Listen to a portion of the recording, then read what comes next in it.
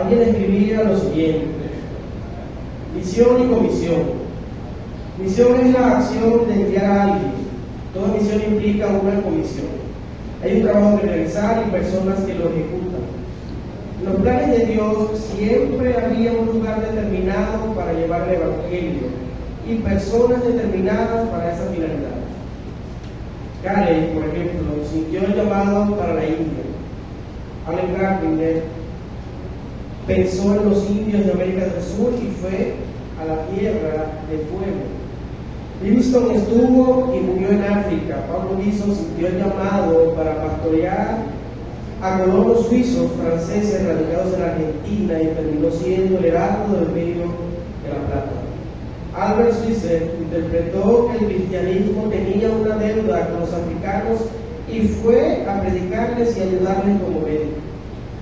William Morley pensó en la niñez desamparada y fundó una institución para darles el evangelio y la educación. Actualmente existen muchas organizaciones misioneras que tratan de llenar los vacíos mundiales enviando misioneros a todas partes. Jesucristo en su momento pensó en las ovejas perdidas de la casa de Israel, pero luego los envió a todas las naciones. Solo una cosa hace falta. Todos oramos para que el Señor envíe obreros a su iglesia. Pero ¿dónde están esos obreros? ¿Dónde están esos responsables? Hermanos, yo les voy a invitar a que ubiquen en su Biblia el libro de Mateo, el Evangelio de Mateo, capítulo 10. Lo vamos a estar abordando desde el versículo 5 hasta el versículo 10. Mateos, capítulo 10, desde el versículo 5 hasta el versículo 10. Yo se los voy a leer. Dice de la siguiente manera: a estos 12 envió Jesús y les dio instrucciones diciendo: por el camino de gentiles no vayas, y en ciudades samaritanos no entres, sino ir ante las ovejas perdidas de la casa de Israel, y yendo, predicar diciendo: el reino de los cielos se ha acercado. Salen enfermos, limpien leprosos, resuciten muertos, echen fuera demonios. De gracia recibieron, dad de gracia. No os proveáis de oro, ni plata, ni cobre en vuestros cintos, ni de alforja para el camino, ni de 2 túnicas, ni de calzado, ni de bordón, porque el obrero es digno de su alimento. Para contextualizar un poco, mis hermanos, aquí Jesucristo está hablando con sus apóstoles. Sí, el verso 1 lo dice: a los 12 envió Jesús. Y recordamos también por ese mismo contexto anterior que Jesús se encuentra predicando en diversas ciudades y aldeas, enseñando en la sinagoga. Ahora, nosotros debemos aprender lo que del Hijo se dice aquí.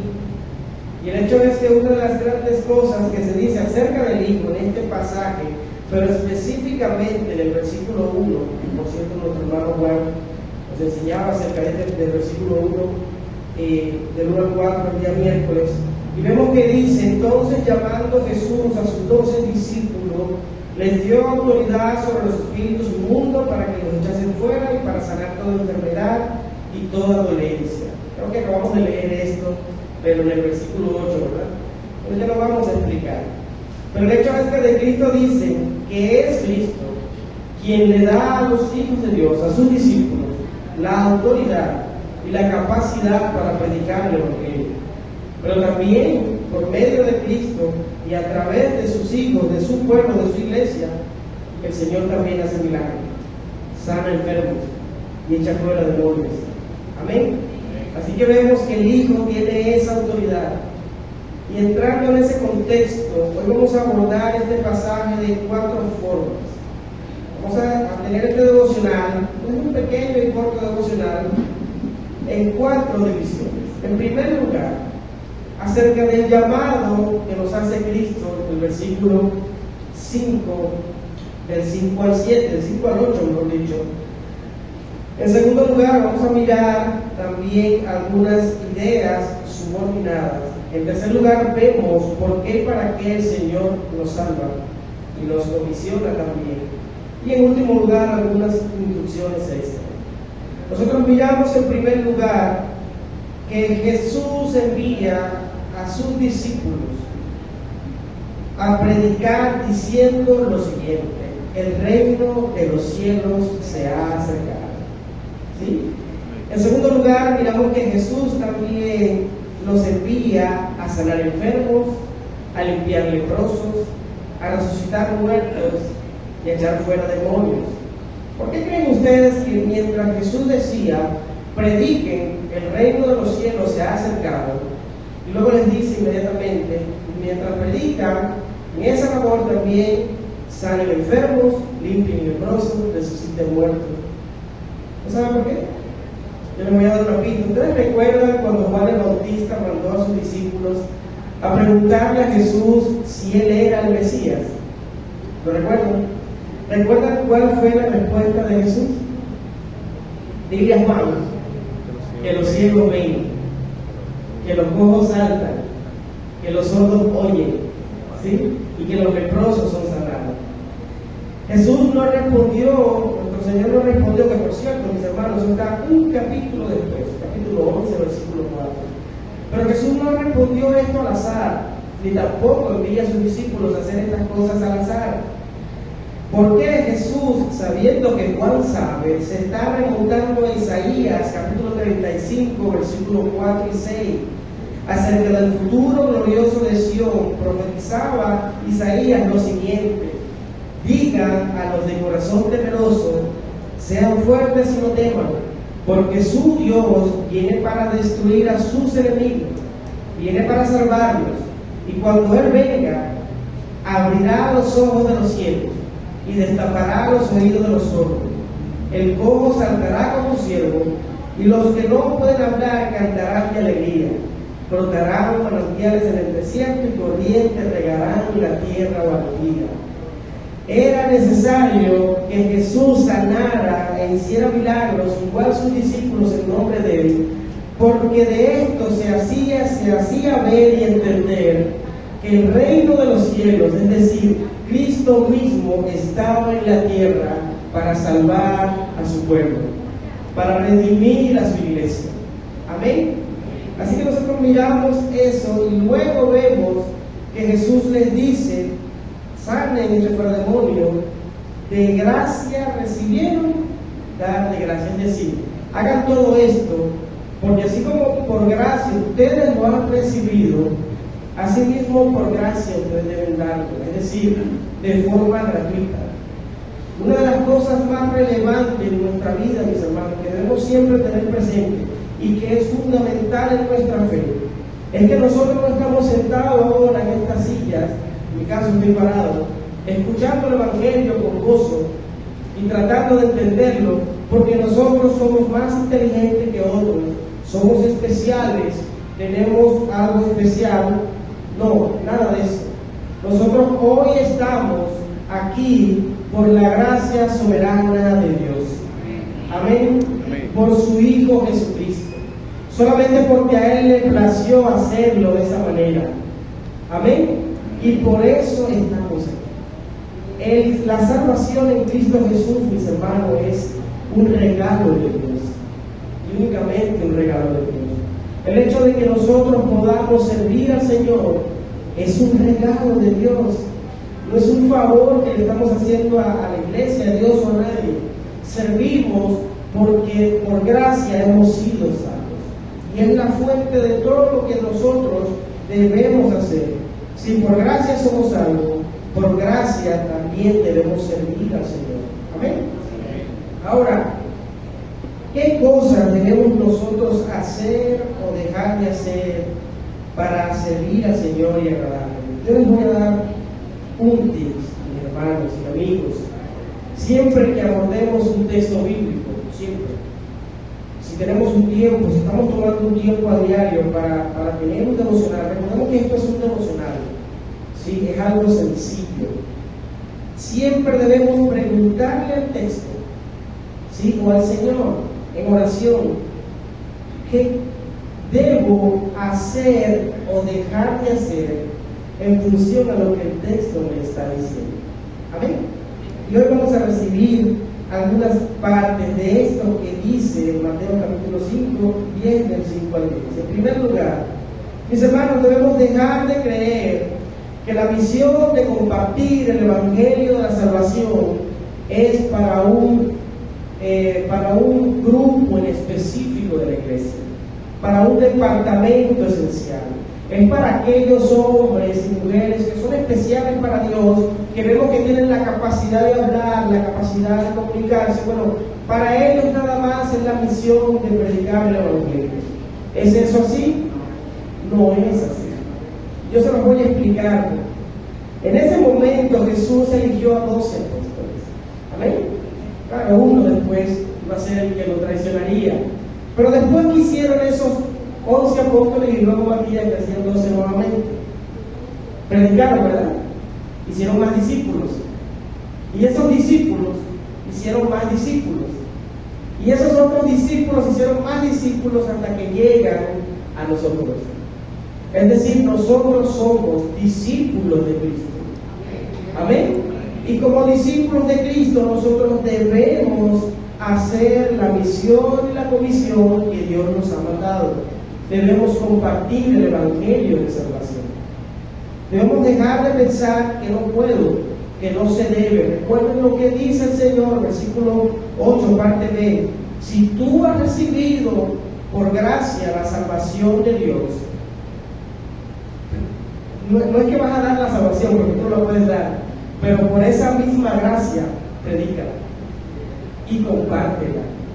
Más adelante miraremos un poco más sobre esto, pero saquémonos de nuestra mente que somos incapaces de compartir el Evangelio, que posiblemente no lo vamos a compartir de la forma en que otros lo comparten, por supuesto que sí, pero nosotros todos somos capaces de predicar el Evangelio de Dios, porque no es algo que va a salir de nosotros, es algo que el Espíritu Santo a través de su palabra nos va a ayudar.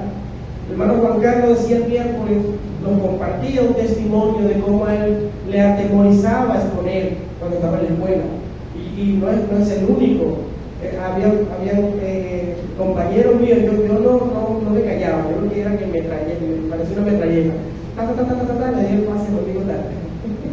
Pero el hecho es que había incluso niños y jóvenes que se quedaban tiesos, incluso lloraban por el temor, y él decía que él incluso se enfermaba cuando le tocaba exponer a sus compañeros.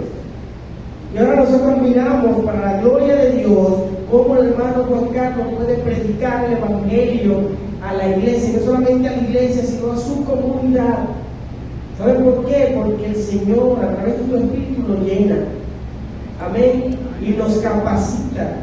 El don de predicar el Evangelio de Dios, el ministerio de la reconciliación, nosotros somos parte de ese ministerio. Todos nosotros. Y es nuestra responsabilidad, mis hermanos y amigos. Nosotros somos los misioneros que debemos ir a la comunidad y predicar el Evangelio de salvación.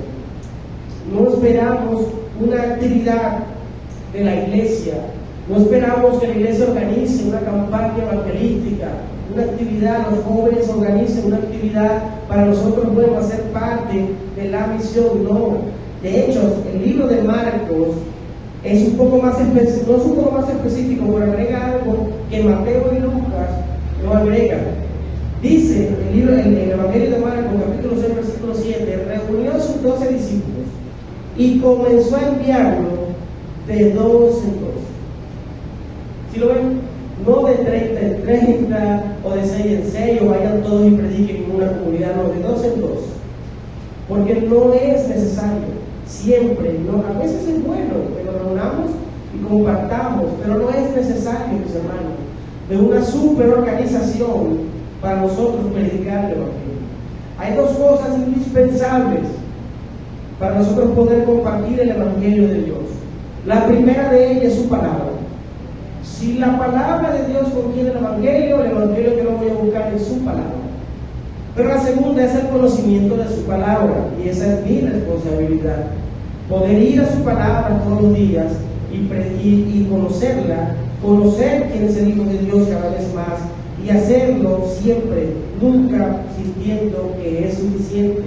Miren, es tan profundo el Evangelio de la salvación y la sabiduría que viene de Dios, que si nosotros analizamos, no sé si ustedes lo han hecho, pero si analizamos en las oraciones que el apóstol Pablo hacía con las iglesias, nosotros vamos a ver en Filipenses, Colosenses, Efesios, que en ellas Pablo decía: mi oración es que puedan crecer en el conocimiento de Dios, en la sabiduría que viene de Él, para que puedan cada vez glorificarle más.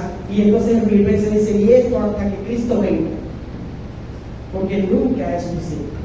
Bueno, de esa misma forma nosotros debemos entender que es nuestra misión predicar el Evangelio, y que si necesitamos algo es capacitarnos en la palabra de Dios.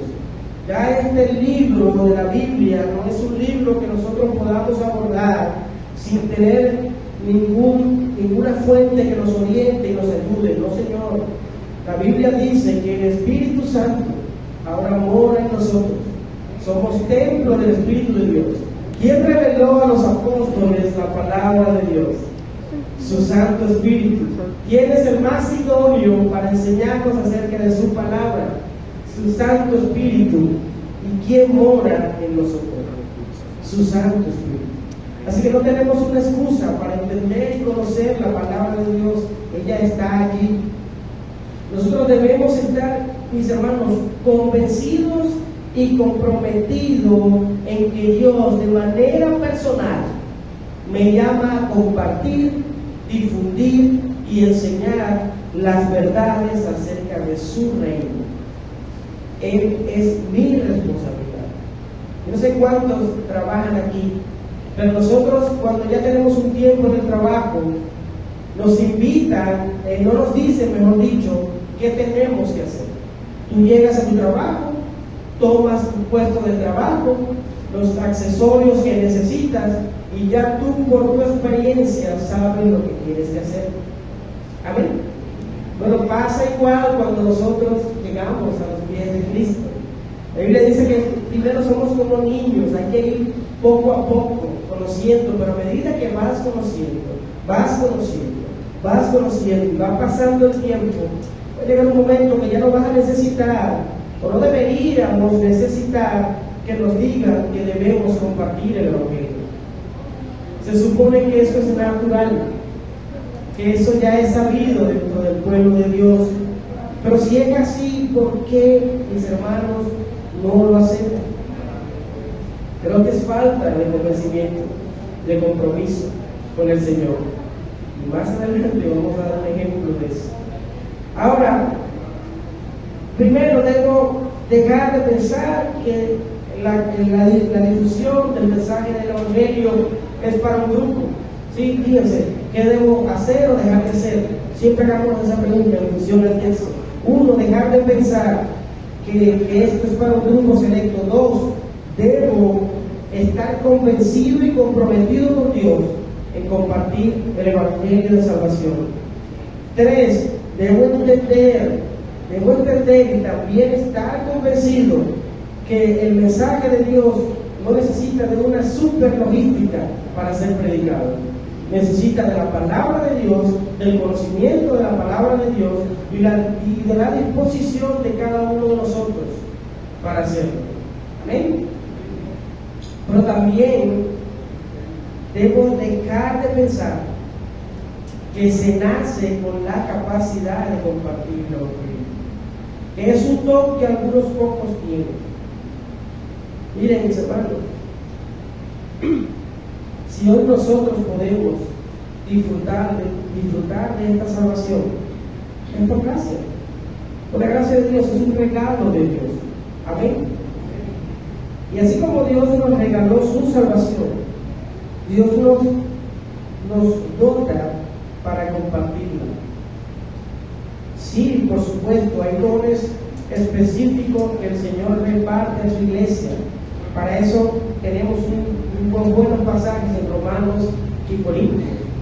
Sí, hay por supuesto que hay dones especiales que el Señor reparte.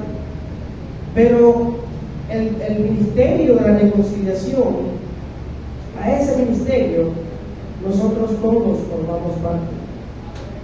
Somos miembros de allí.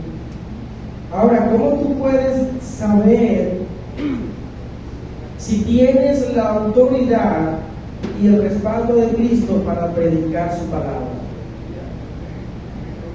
¿Cómo lo sabes? Solo debes hacerte una sola pregunta. ¿Eres salvo? ¿Eres salvo, hermano?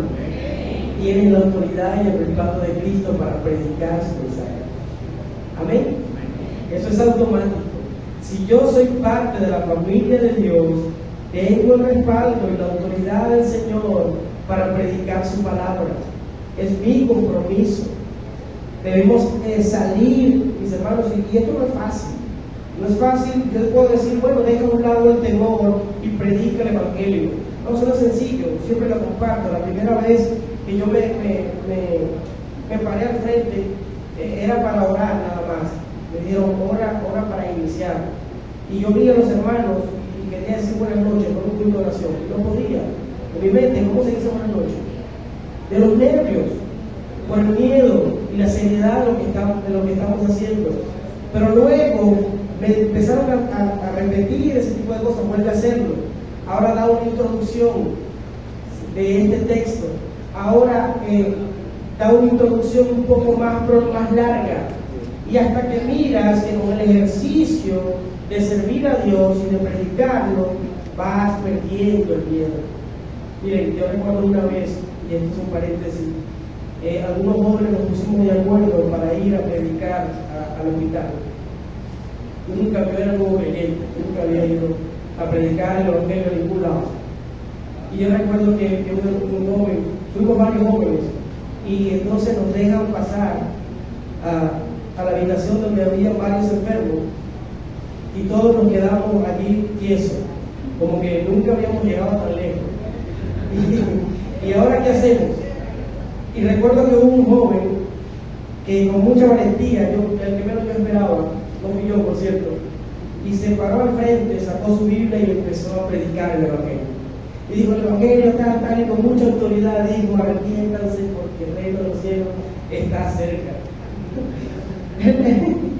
O sea, ya después de allí, después hicimos otras actividades y era más sencillo. Pero si no lo hacemos, si no empezamos, nunca lo vamos a hacer. Si no empezamos haciendo algo, nunca lo vamos a hacer. Si no empezamos a compartir de Dios, nunca vamos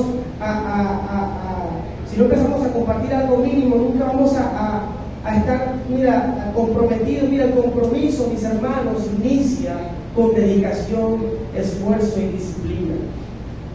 Y nosotros, el Evangelio de Dios, es lo único que este mundo tiene de valor. Alguien decía, el Evangelio es lo mejor que tenemos. Y un pastor le corregía y le decía, no es lo mejor que tenemos, es lo único que tenemos. Es lo único que nosotros tenemos, el Evangelio de Dios. No sé si ustedes recuerdan esa parábola en la Biblia donde un señor encuentra un tesoro, un terreno encuentra un tesoro, luego se va, habla con su esposa, vende todo lo que tenía y con lo que tenía compra el terreno para ser dueño de ese tesoro. Así es nuestra entrega al Señor. Cuando nosotros digamos que cuando el Señor nos ministra y nos enseña a través de su palabra, y nos enseña a través de la cruz, lo único que vamos a querer hacer es dejar todo lo que tenemos de valor y enfocarnos en Cristo Jesús, en servirle, en honrarle y en adorarle. Y a veces pensamos en estrategias logísticas, en que si tengo esto, no tengo aquello, ¿qué vamos a hacer con el sonido? ¿Qué vamos a hacer con la carpa? Y si llueve, y si aquello, ¿qué le vamos a dar a los hermanos que sirven? Bueno, cuando Jesús envió a sus discípulos, le dijo, versículos 9 y 10, no se provean de oro, ni plata, ni cobre en sus vidas, ni de alforja en el camino, ni de 2 túnicas, ni de calzado, ni de bordón, porque el obrero es digno de su alimento. Mis hermanos, yo debo entender que ninguna estrategia evangelística debe ser altamente dependiente de recursos físicos que yo pueda tener. La evangelización no depende de los recursos de alguien. Lo único indispensable es su palabra, que es su palabra que contiene el evangelio. Eso es en primer lugar. Pero en segundo lugar, no podemos ignorar el hecho de que cuando nosotros recibimos el evangelio de Dios, entendemos que fue por hombres comprometidos, que dedican su vida a esta labor, y que como todos también deben comer. Y eso también nos invita, mis hermanos, a ser disciplinados y comprometidos con los diezmos y las ofrendas de la iglesia, para el trabajo de la obra de Dios. Y quiero terminar con una pequeña reflexión y una pequeña ilustración. Mis hermanos, cuando Dios nos llama obreros para enviar a sus obras, jamás incurre en el cumplimiento de su promesa de facultar en todo sentido a su siervo. No es como que nosotros recibimos el evangelio, vamos a predicarlo y estamos solos. No es como que me lanzaran y ahora qué hago. No, el Señor nos respalda, el Señor nos llena, el Señor nos orienta, pero es importante que nosotros nos esforcemos. Si yo no tengo el compromiso de predicar el evangelio de Dios, no lo voy a predicar. Si yo no estoy convencido de que es necesario que sea predicado, no lo voy a hacer. Y yo se lo voy a ilustrar de la siguiente manera. Dios guarde a mi hijo, voy a ser conmigo mismo.